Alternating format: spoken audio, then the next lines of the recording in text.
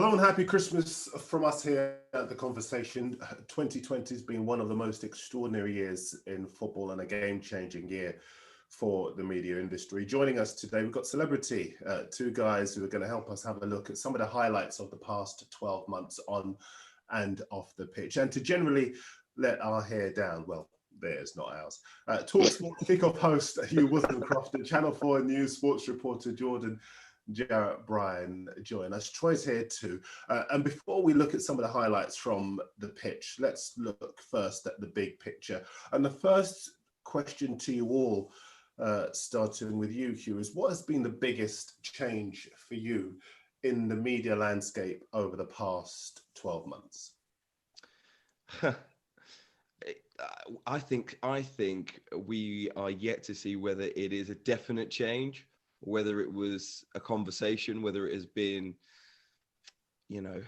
fake news in many ways around what's going to happen. We still don't know the results of all the new initiatives and schemes and investment in diversity and, where this money and new direction and new impetus is going to go. What we have at the moment is the roots of it. People committing more money, which I can only say is a positive towards programs and projects and productions involving diverse people, should I call it that? BAME, a phrase I hate to use, but for want of a better word in the industry.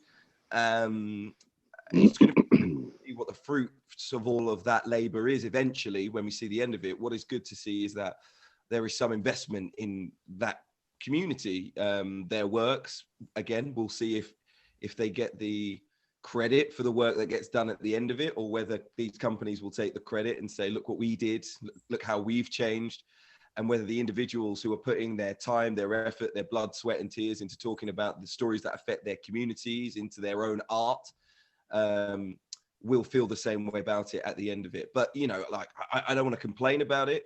Clearly, lots of companies have committed investment and direction in the right way 20, 30 years ago. And I'm just waiting to see what happens at the end of that road. It's great to get the press releases saying we're going to do this, we're going to do that.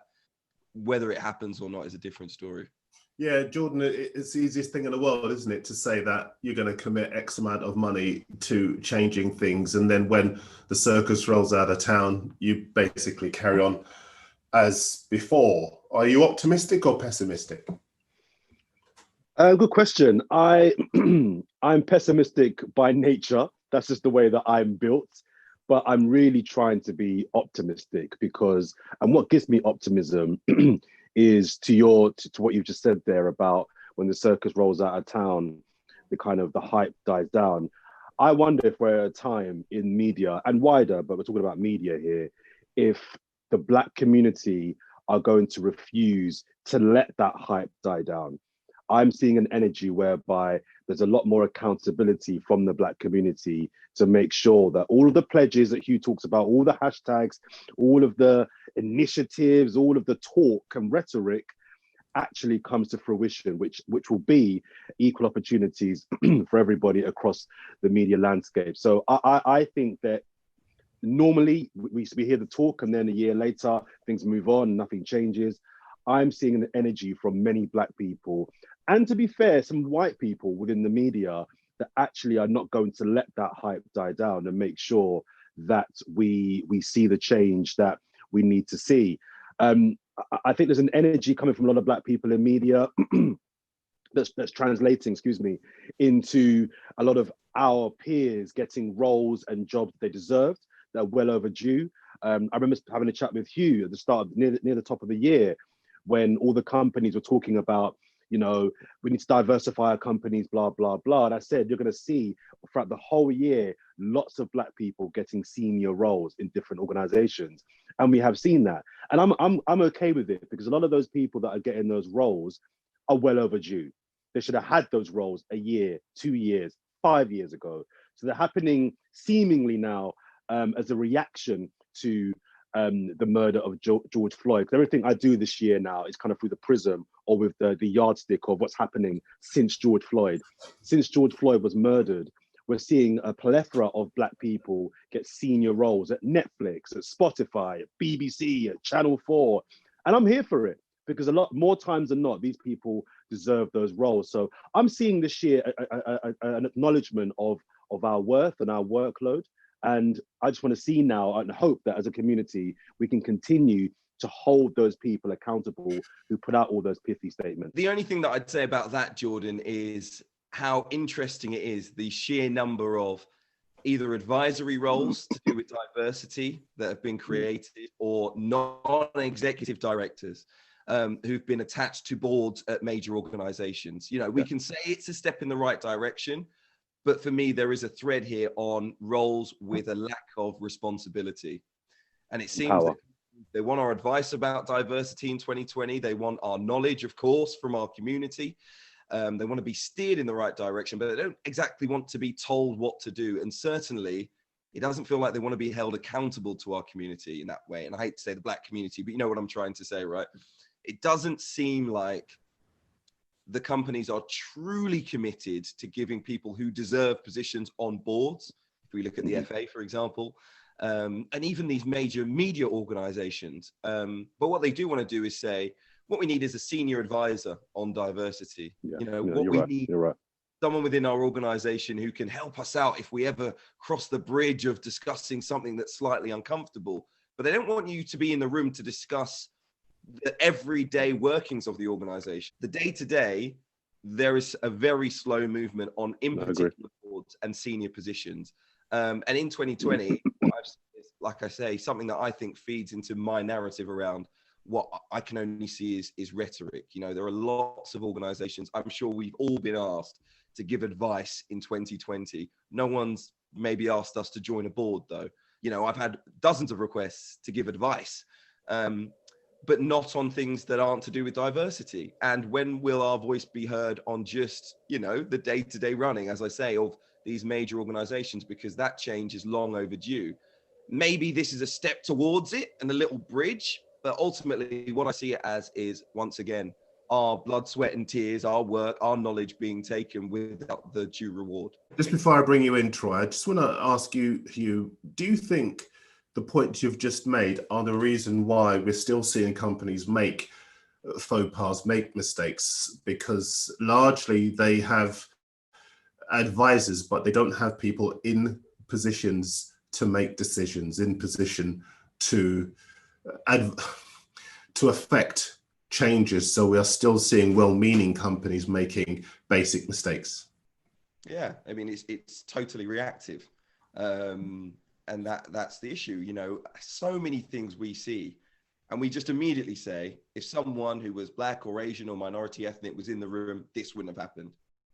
So many times we see that because it's so obvious, it's immediate to us that this was going to be a bad idea. So we can tell straight away that either there was someone diverse in the room who didn't feel like they had the voice to challenge, or there just simply wasn't someone in the room who had this lived experience. That's sad to see for me. It happens often, not just in media, and it's something that these organizations, you know, they need to work on. I know there are a lot of agencies engaging on diversity. They're saying that they're specialists and they're giving advice and that's how they make their money, you know, but there are, you know, hundreds and thousands of people working in organizations already. And organizations do not have to pay daily consultancy fees to work through these things before they hit the public sphere. And that's something that they need to really think about. Troy, let's bring you in here. We know working in football just how real Hugh's comments are. Lots of Black men advising, but too few Black men in positions to make decisions or contribute to the decision-making process. Yeah, I just wanted to pick up, both the guys have spoken so well about where we are, the state of play, let's call it, and also the state of the many that feel that it's right to get a contribution from a Black person, male, female, or an Asian person, because, you know, it's their understanding, but yet would not be kind of encouraged to give that person a more prominent role. Anyone that feels that, you know, that what has already been said is it's just them moaning again. You only need to look at anyone that's seen The Colour of Power. If you go onto that website, it's about the most important leadership roles in the UK, you know, And it shows you just how much we are dominated by the white person as such in those leadership roles, and then the lack of representation for particularly Black and Asian people, but women as well. This is where my standpoint will be. Once the stats have been collated from May onwards, and I agree it's from May onwards because May before, no one was interested again. So from May onwards, and again, if we give it a whole year, I would like some information on what has changed. You know, what roles have been identified, what roles have been given to people from our community, what positions do they hold? You know, are they just advisory roles? I absolutely understand that advisory role thing, because for me, particularly in football, it's been utilized again to tick that box, you know, to say, well, look, we've got representation, we're getting advice from, you know, particular individuals. So I think the game's got a long way to go. I think the industry around the game, and so that will include the media, has perked up a bit. But I'm here saying, you know, 7 months down the line, I'm not going to judge it now. I'm not going to pat people on the back whilst also, you know, trying to slaughter people. I'm going to hold and reserve judgment. But the bigger picture, like you've said, Darren, and what the guys have said, is about what is happening right around the country in the biggest industries in the country. You know, are we seeing better representation? Is there better opportunity for job roles?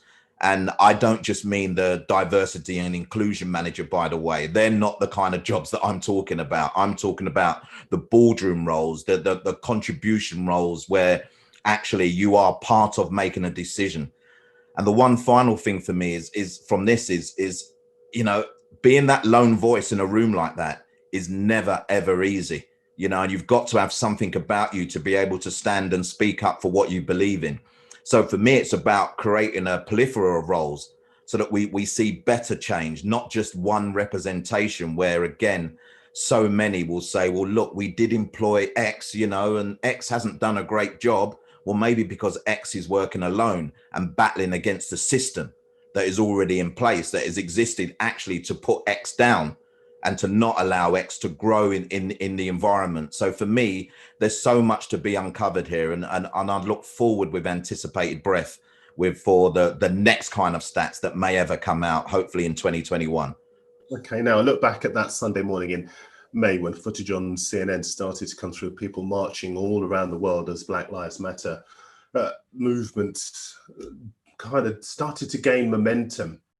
And actually, if I'm honest, I found myself with a bit of a lump in my throat. When, for you guys, did you start to realize it?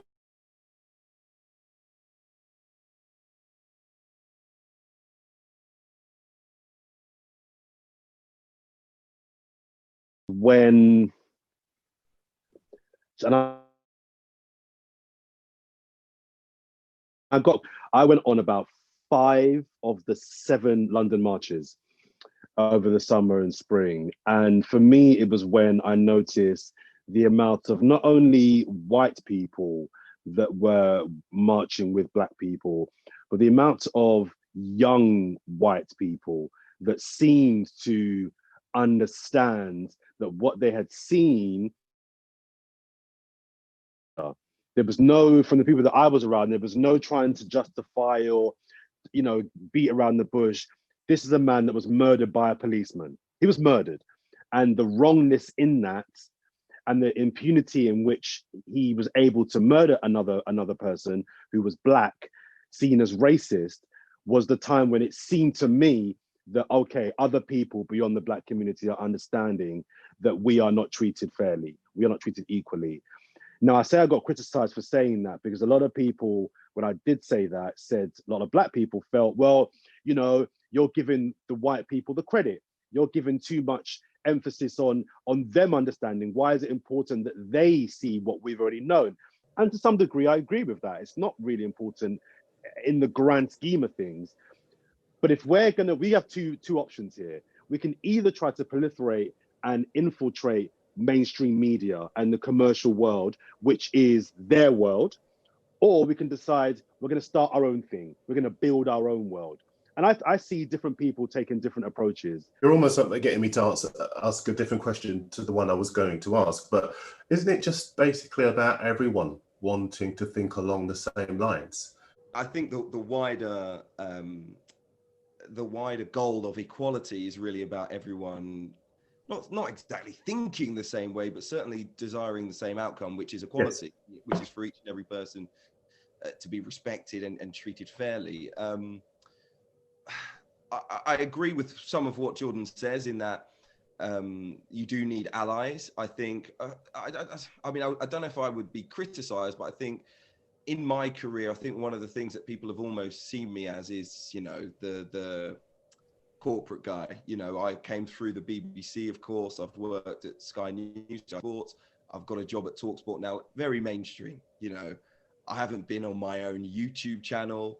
I went and studied journalism. I did all the things that the industry and the structures and the systems that existed told me was the right thing to do to be successful. And when people talk to me about doing my own thing, we've had this conversation, Jordan and I, many times. I've always put through the argument that to change the systemic issues and institutional issues in the country, you have to change the institutions, you have to change the systems. I just think it would be naive almost for us to say, particularly as we have to emphasize the word minority in all of this, that we are going to be able to break the country or break the world, the Western world, into a totally different system without getting into the major organizations in every sector and changing how they think. Do we really think if it were the energy sector, that if we forgot those big 6 companies and said, forget about them, that the industry would change? Or that if we said, if it was media, let's try and change the industry, but we're going to forget about Sky, BT, BBC, the major national newspapers. It doesn't make sense. It would be great to say, let's just start our own thing. It doesn't make sense to not need to change those institutions. Let's put it this way. I'll use a wider example. The country basically is what the government makes it.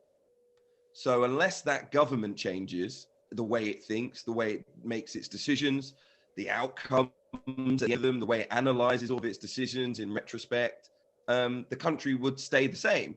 So what do? We either have an election and we change the government, which you get the opportunity to do in politics. In media, in other sectors, you don't. The biggest banks stay the biggest banks. In fact, they get bailed out. If they ever fail, they won't go anywhere. So what do? You get inside of those organizations and you change them. So I agree with what Jordan's saying in that if we want the Western world to change, that majority needs to see things at least some of the way along the lines of what that minority group does. You need understanding. I often say, and I know it will sound like really cliched, but conversation and compassion is more likely to solve any issue pretty much than being segregated, than being entrenched in your views, than not wanting to change your ways. So we need to get into these major organizations and teach them that what they've been doing in the past is wrong.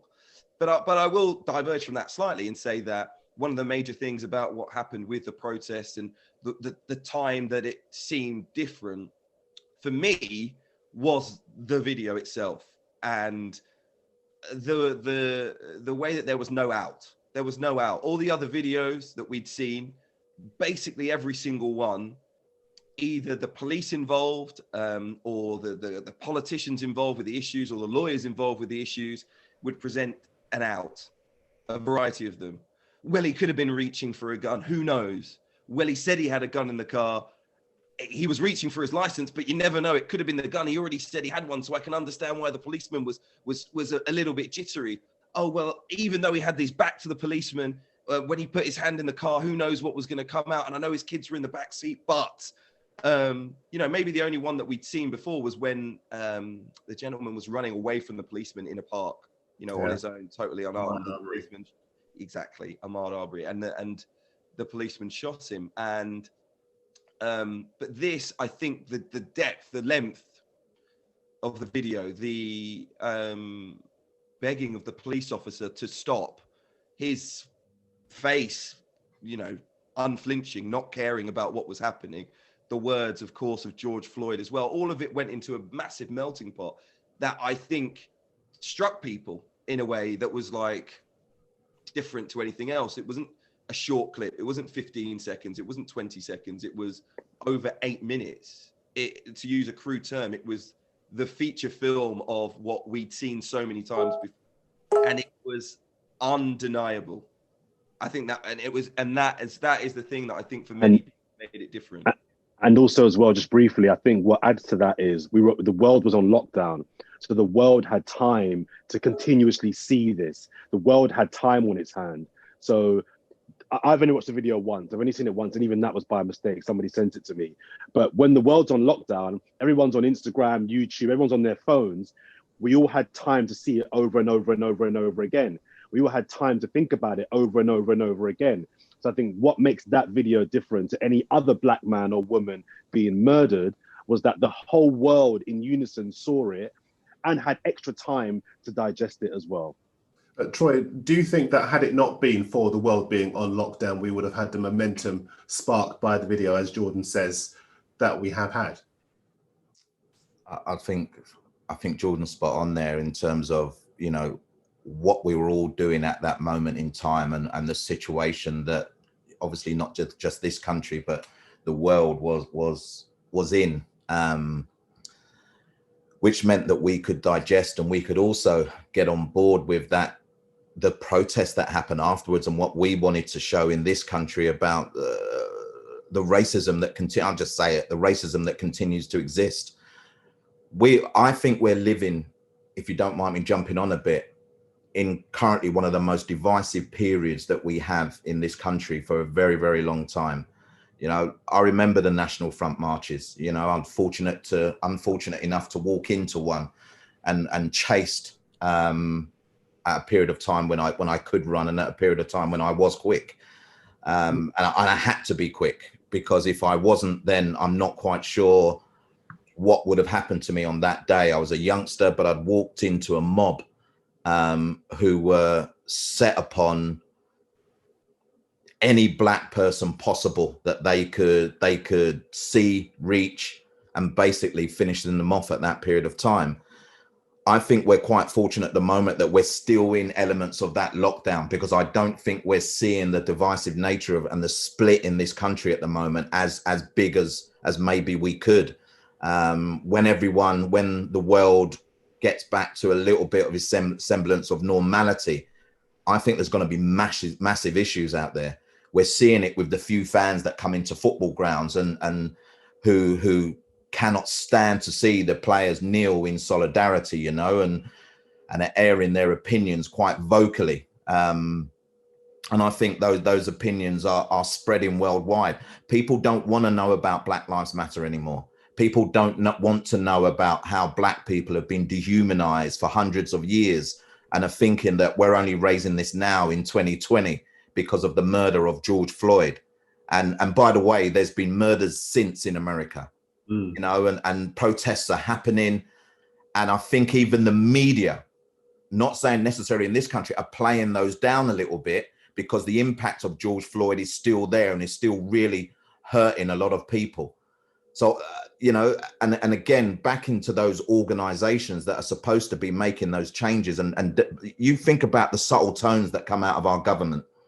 And this is not just about the Conservatives, the Labours, that no matter who you vote in, those subtle tones will remain, unfortunately. This is not a country built for black people. This is not a country built for us to excel in the highest and most prominent positions, because the minute a black person does, that black person is there to be taken down, you know. And I'm not sure we're going to make the change that I think we all want on this platform, and many people that will be listening to this platform, decades. If you want me to be totally honest, I would hope that our children wouldn't have to experience the negativity and the embarrassment sometimes of how we are treated. I would hope that they wouldn't have to experience that themselves. But I can't sit here and talk to three guys who have so much knowledge on these topics and say to them, I'm going to live in hope, because I believe that we're all doing it for our children and our children's children. You know, so for me, and I hate to be the one, I'm not putting a downer on it, because I think everyone's spoken so well about, you know, what their understanding is and what needs to change. I just don't think this country, if we're going to nail it for this country, is ready for that change yet, and is ready for for Black people to step up and take prominence around a number of issues. In a sporting circle, it's almost like, well, let them be the entertainers. Let them be the ones that, you know, we go and pay our money. As long as they're not doing that kneeling stuff, I haven't got a problem with that. But the minute we start to get into positions of authority and start being the decision makers, for me, that's when the big issue comes, and that divisive nature of the country where we are. And I think we're really split at the moment, and I don't know how we're split and who we're split in favor of. Troy, just stick with you. Was there ever a moment where you believed that the movement, things would change in relation to the movement sparked by George Floyd? No, because at the time I did say, whilst it was great to see so many different people, so many allies, so many people talking up in the space and maybe where they've never had to before, and so many people more conscious of the Black experience, I did say it was important that we didn't just jump on the bandwagon and just think, well, that's it. That, you know, put a little sprinkled dust and everything's changed, you know. And I think we can't judge change just like that. You know, it's like you can't judge a manager on the back of 6 games. Well, you can't judge, you know, whether we've changed or not on the back of 6-7 months, you know. And for me, a good point of it will be almost to the year of the murder of George Floyd and to the year of the protest in this country is where we should be saying what's happened, what's changed, what's different. Right, very quickly, let me ask you, or the three of you, because one of the things you mentioned, and there's so much that you did mention, was about the knee. Do you feel very quickly that footballers should stop taking the knee during up and down the country in England, given the conversations that have come about and as a result? And the reason why I ask this is because for me, it was one of the moments of the year after quiet, and then we saw that game between Arsenal and Manchester City, the referee blew his whistle, everyone went on one knee, and it was an electrifying moment, I have to say. Nobody knew it was going to happen, but the impact of it was all the greater because of the lack of awareness around it. So do you think they should continue taking the knee, or do you think now they should stop? Me personally, for me, it's one of the biggest statements that there has been in regards to racial equality in our sport. High profile, right in front of everyone's faces. You should know what the players are doing. It's been led by the players, and the players want to continue to do it. And for me, I think that they should be. All the backlash now, all the booing, for me, makes it even more powerful and stronger that the players continue to kneel, continue to show that respect. And everyone says, well, yeah, but now we need action. Well, the action should be happening anyway. So whoever it is that you know, the players have taken this stance, the actions should be happening anyway. And we'll see, like I said, but for me, I want those players to continue to take the knee, because it's a moment in time that will be remembered. And the next step is how we hold the industry accountable, you know, in terms of what they are going to do next. Personally, I'm not really fussed either way, because I think that we just need movement, and everything else is a symbolic gesture. But I think it's become wider than that, I have to admit. So where do you stand? I didn't understand all the fanfare and the praise that they were getting. I wasn't pro taking the knee. I'm a bit indifferent, but somebody put it to me on a show I did recently that made me almost come round to now where Troy and I think where you are. And he said to me, if taking the knee makes a 5-year-old, 6-year-old, 7-year-old boy or girl watching a game ask their dad, why they're taking the knee, then that almost for me makes it worth it. Because there's a generation of football fans who, let's be honest, we've lost them. They're not going to change their minds. They're not even trying to understand the why we're taking the knee. So let's forget those idiots. But if we can focus on the next generation of football fans, and Troy mentioned generally in media in the world, our job now is to make sure that the world in 20, 30 years is a better place for the youngers and the new ones coming through. If those young kids that are watching football, correct me if I'm wrong, I think on FIFA, either they are or they're talking about making it, I think on FIFA as well. I think that may be in 2021, not in the current one. Okay, so it's coming in. So let's think how many young boys and girls play FIFA. If they are then seeing the visualizing of a symbol, then I would more come around to the knee being taken, because the Paris players set a precedent last week in that Champions League game. The precedent has now been set. I don't want to see, we can't go back. There's no more the first person in a high profile game walking off a pitch. It's been done. So I now expect in any Premier League game, any game in this country, racism is heard, walk off the pitch. You expect us, we're not going to work. I totally agree. It's not about being Malcolm X, or it's not about being revolutionary. It's just simple. You don't respect me in my place of work, I'll take my labor back. Link to action, and the action for me, the can is now open. Any forms of racism in the pitch, we walk. It's not a discussion anymore. Listen, I've felt like that for the last couple of years. And I have to say, I have to respect some of the older players who say, look, they wouldn't do it because they believe they fought for so much over decades to not play. Darren, if I just come in very, very quickly, if you don't mind. And I get where Jordan's coming from, where he says that the standard's been set in a high profile game. And I'll go back to this again in the way that this industry controls our thought process.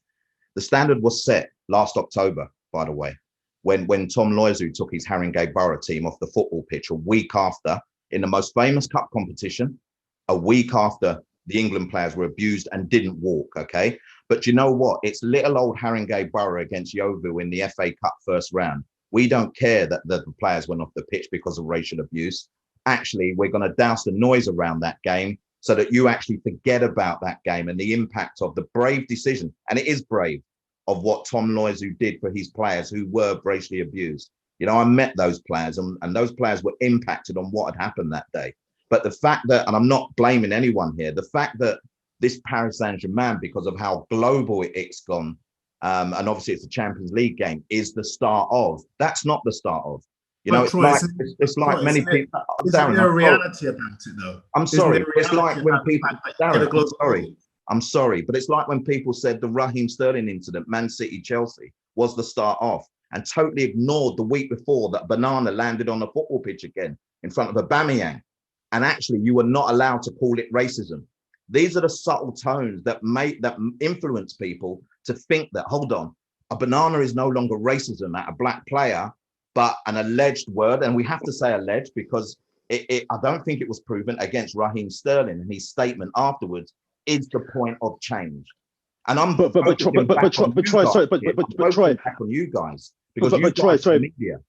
No, we are, and while I don't disrespect or disregard the impact or feelings that Haringey players felt after being racially abused, the Aubameyang one was significant as well. What I'm talking about is that game in the Champions League and Raheem Sterling in a Premier League game, they have the profile to amplify the problem. Hugh, let me bring you in, because I think the point that Troy, of football, of the way things work, as Jordan was saying, is that when things happen on a global scale, when it starts to affect the money, that's when people start to listen.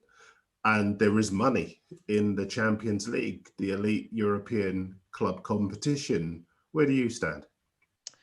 Look, it's really interesting to hear what everyone's had to say on it.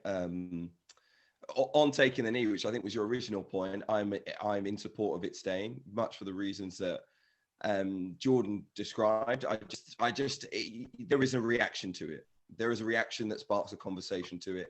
And anything else that I've seen in terms of T-shirts before a game, it hasn't led to the same level of conversation. And even though it might be seen as controversial, fine.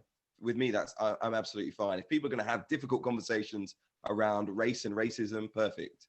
And as Jordan said, if they're going to have those conversations, rigorous conversations with their children, then even better, because there's an education going on there as well. And in terms of the Champions League and the magnitude of that match, again, I think I said this on air with Jordan recently, kids copy everything that they see in football.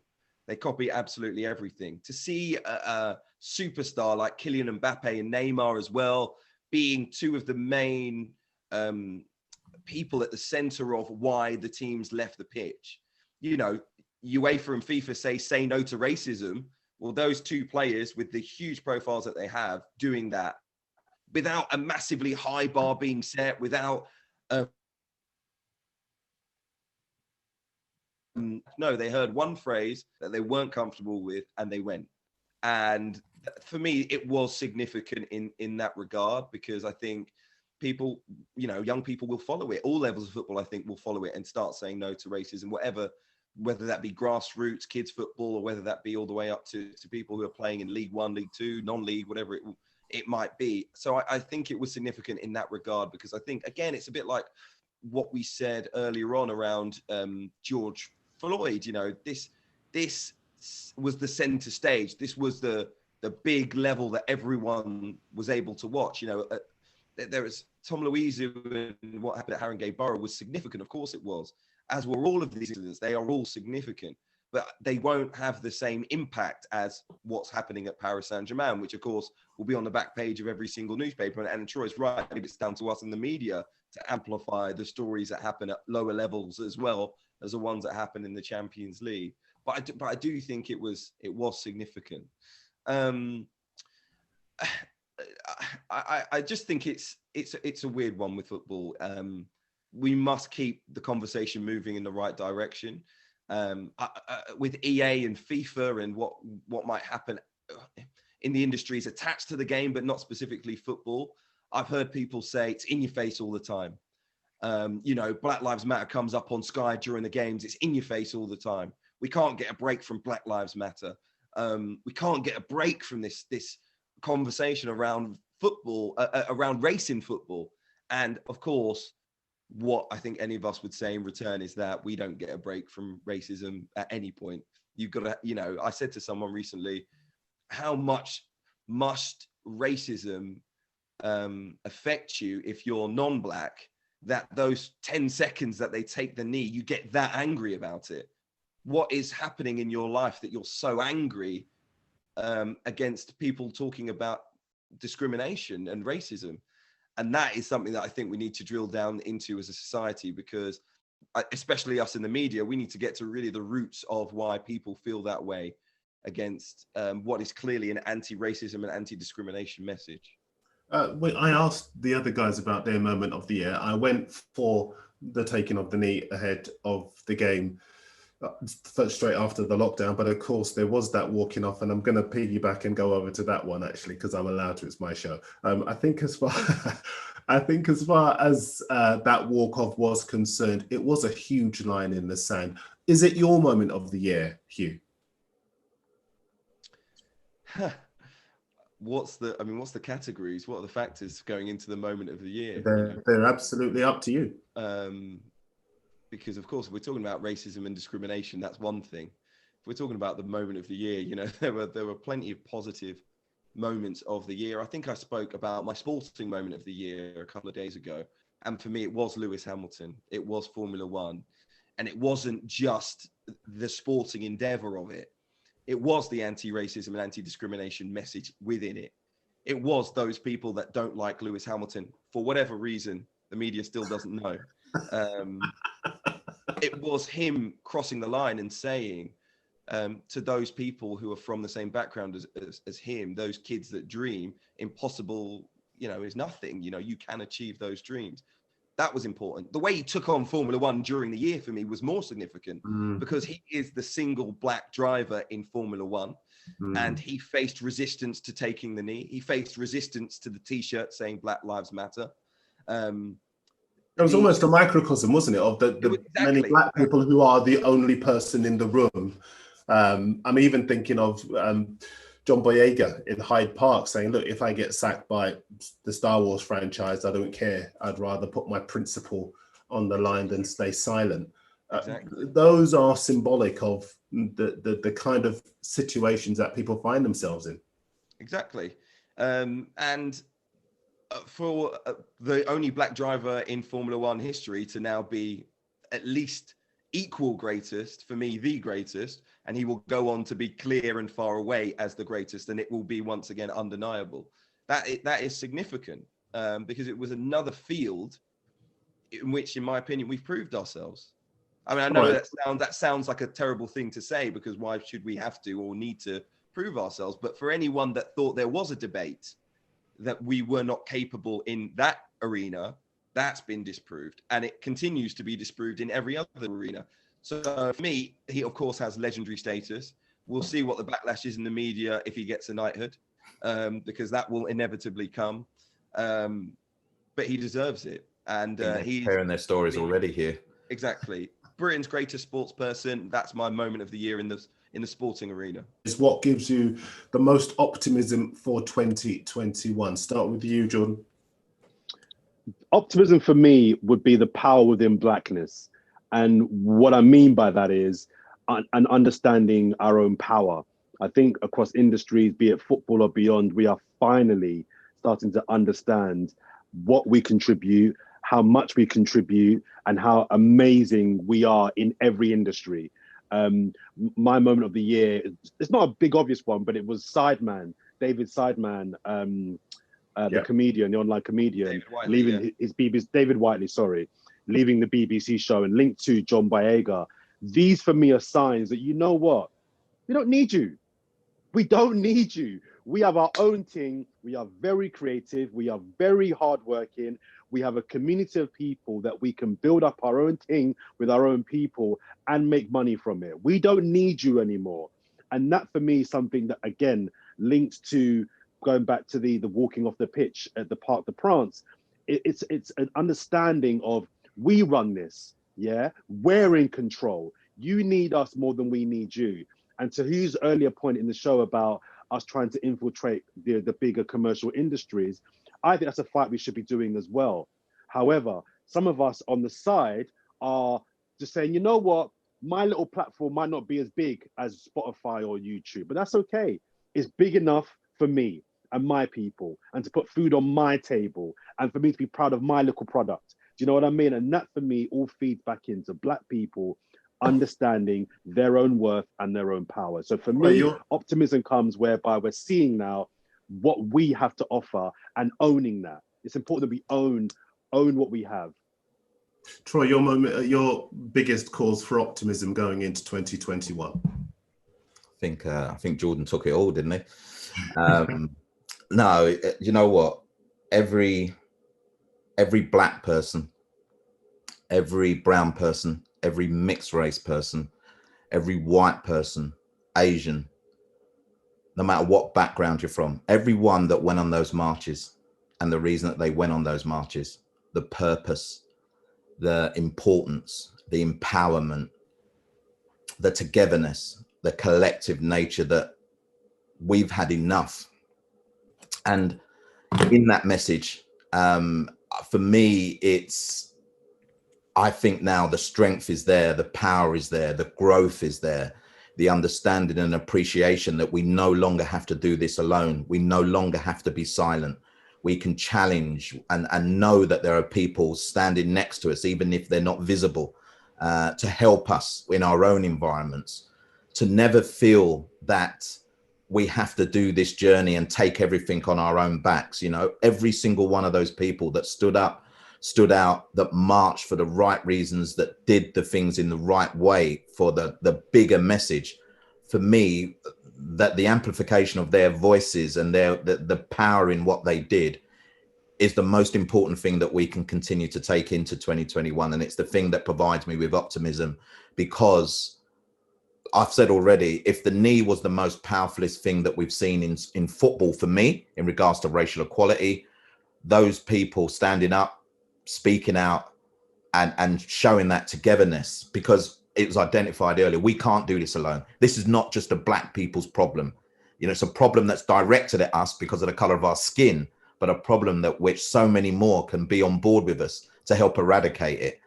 And for me, the power of that will be going into 2021 and hearing those voices continue to sing loud and proud. Okay. And Hugh, your biggest moment for optimism going into 2021? I'll tinge it with some realism, in that it's going to be a very difficult year, 2021, in Great Britain in particular. And organisations will look to several things, I think, to cling on to. Firstly, there will be a return to some sort of normality at some point during 2021. What focus will organizations turn away from their commitments to anti-discrimination and anti-racism and on to getting the bottom line and back and getting people back out there enjoying their lives? Because some of the organizations that we know and love will be setting that already as their targets for 2021. You know, how do we truly deliver this to the nation? Of course, we've got to understand the ramifications of coronavirus for Black people, and we've got to understand the ramifications of a recession for many people in the from African and Caribbean backgrounds in the United Kingdom as well. You know, it's going to hit us hard. I think it already has, and it will continue to, and it will continue to hit those people from Africa and the Caribbean who are part of lower socioeconomic backgrounds. It's going to be a tsunami. I've got to be realistic about that. So the power within our community now is to represent. I mean, that's what we have to do in the media. But really, that is what anyone with a voice in any organization, people like Troy, people like yourself, Darren, we've got to make sure that our people are spoken for and about in 2021. We've got to keep ourselves on the agenda. That's my optimism, because I believe in you guys, and I believe that we will. You know, I know my responsibility. I've always felt it, and it remains the same. But we need to be together with the other voices in other sectors, whether that be music, whether those people in news, those people that work in sport, and any sector, law, business, that we're not put to one side like we have been for hundreds of years, as being seen as less important, as the things that affect our communities being seen as less important. Deportation flights continuing. You know, we need to be as loud as possible in 2021 to make sure that the things that will affect all people, let's be honest, will affect all people, that may disproportionately affect us, that we make sure that that fight is there, because we have to keep fighting. And I think, just very briefly, Darren, so I know you want to wrap up, but what Hugh says is bang on, because the biggest thing for 2021, more than the coronavirus, how that plays out, will be Brexit. And we need to make sure that as a Black community, we don't get drowned out or sidelined by what happens in the repercussions of Brexit. That's going to be the biggest thing, I think, for 2021. And we need to make sure as a Black community that we are still amplifying our needs, not just linked to Brexit, but just generally, because if we're not, I think it'd be very easy for Brexit and then secondary, the coronavirus, however that plays out, to just sideline the needs of the Black community. Well, big messages from big personalities with big platforms. The conversation obviously could have continued for a lot longer. It will continue in 2021. Just remains for me, however, for the time being, to thank you, Woozencroft from TalkSPORT, Jordan Jarrett Bryan from Channel 4 News, Troy Townsend from Kicking Out, and myself, and you for watching myself with them. We look forward to seeing you in 2021. In the meantime, happy Christmas and a happy New Year.